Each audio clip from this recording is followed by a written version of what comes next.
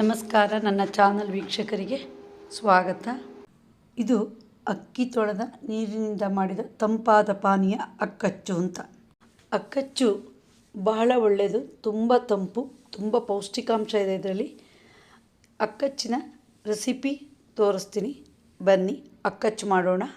ಮೊದಲು ಕೆಂಪಕ್ಕಿ ನಾನು 1 ಲೋಟದಷ್ಟು ತಗೊಂಡಿದ್ದೀನಿ. ಈಗ ಇದಕ್ಕೆ ನೀರು ಹಾಕ್ತೀನಿ, ಸ್ವಲ್ಪ ತೊಳೆಯೋಣ. ಮೊದಲ ಸರಿ ತೊಳೆದ ನೀರನ್ನು ಚೆಲ್ಲಬೇಕು, ಅದು ಬೇಡ ನಮಗೆ. ಈ ನೀರು ಬೇಡ. ಈಗ ನೋಡಿ, ಮತ್ತೊಂದು ಸರಿ ನೀರು ಹಾಕ್ತೀನಿ. ಎರಡನೇ ಸರಿ ಅಕ್ಕಿನ ತಿಕ್ಕಿ ತೊಳಿಬೇಕು. ನಮಗೆ ಆ ತೊಳೆದ ನೀರು ಸ್ವಲ್ಪ ದಪ್ಪ ಬರಬೇಕು ಅಕ್ಕಚ್ಚು ಮಾಡೋಕ್ಕೆ. ಈಗ ನೋಡಿ, ಅಕ್ಕಿ ತಿಕ್ಕಿ ತೊಳೆದಿದ್ದೀನಿ. ಈಗ ಈ ಅಕ್ಕಚ್ಚನ್ನ ಪಾತ್ರೆಗೆ ಬಗ್ಸೋಣ. ಯಾರು ಮನೆಗೆ ಬಂದರೆ ಅಕ್ಕಚ್ಚೇ ಮಾಡಿಕೊಡ್ತಿದ್ರು.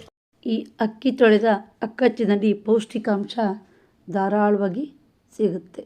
ಈಗ ನೋಡಿ, ಅಕ್ಕಿ ತೊಳೆದ ನೀರು 2 ಲೋಟದಷ್ಟಿದೆ. 2 ಸ್ಪೂನಷ್ಟು ಬೆಲ್ಲ ಹಾಕ್ತೀನಿ. ಈಗ ಚೆನ್ನಾಗಿ ಮಿಕ್ಸ್ ಮಾಡೋಣ. ಈಗ ಪರಿಮಳಕ್ಕೆ ಏಲಕ್ಕಿ ಪೌಡ್ರು 1/4 ಚಮಚ ಹಾಕ್ತೀನಿ.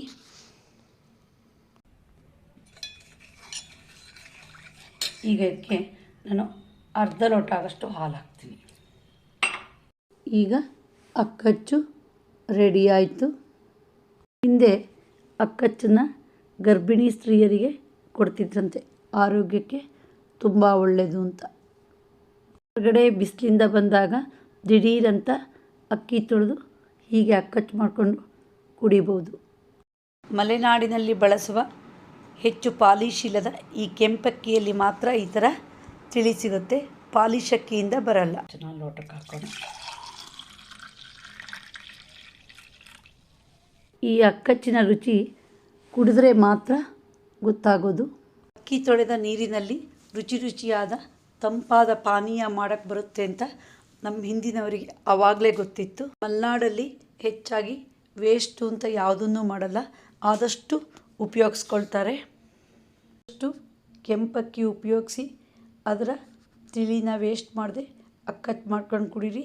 ಬೇಸಿಗೆಗಾಲದಲ್ಲಿ ದೇಹ ತುಂಬ ತಂಪಾಗಿರುತ್ತೆ. ಇದರೆಲ್ಲ ರುಚಿಯಾದ ಅಕ್ಕಚ್ಚು ಮಾಡೋ ವಿಡಿಯೋನ ನಿಮ್ಗೆ ಇಷ್ಟ ಆದರೆ ಲೈಕ್ ಮಾಡಿ, ಶೇರ್ ಮಾಡಿ, ಸಬ್ಸ್ಕ್ರೈಬ್ ಮಾಡಿ. ಧನ್ಯವಾದಗಳು.